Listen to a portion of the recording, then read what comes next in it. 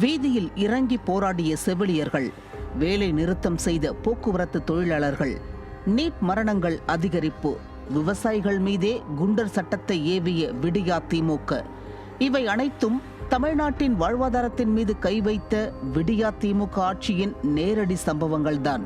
விடியல் தருவதாக கூறி மக்களை ஏமாற்றி ஆட்சியை பிடித்த விடியா திமுக கடந்த ஒரு வருடத்தில் சர்வாதிகாரத்தின் உச்சத்தை தொட்டுள்ளது. தொகுப்பூதிய செவிலியர்களை பணி நிரந்தரம் செய்ய வேண்டும் என்ற நியாயமான கோரிக்கையை வலியுறுத்தி போராடிய செவிலியர்களை விடியா திமுக குண்டு கட்டாக தூக்கி வீதியில் வீசியது. செவிலியர்களை வஞ்சித்தது போலவே இந்த விடியா திமுக மருத்துவ கனவுடன் இருந்த மாணவர்களின் தற்கொலைக்கு காரணமாக இருந்து வருகிறது.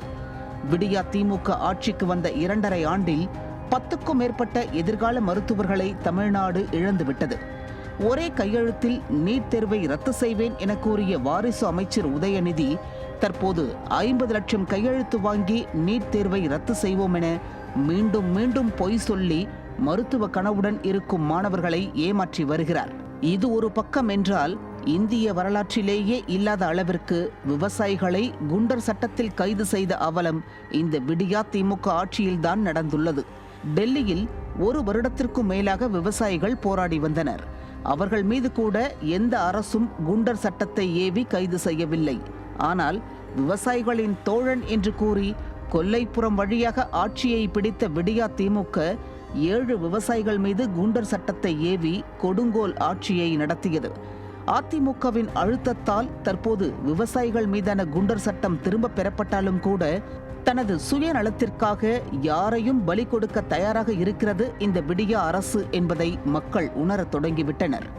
விடியா திமுக அரசின் அட்டூழிய ஆட்சியில் கூட்டணியில் இருப்பவர்கள் கூட படுகொலை செய்யப்படுகிறார்கள். விடியா திமுக கூட்டணியில் இருக்கும் கம்யூனிஸ்ட் துணை மேயர் மீது கொலைவெறி தாக்குதல் நடந்திருக்கிறது.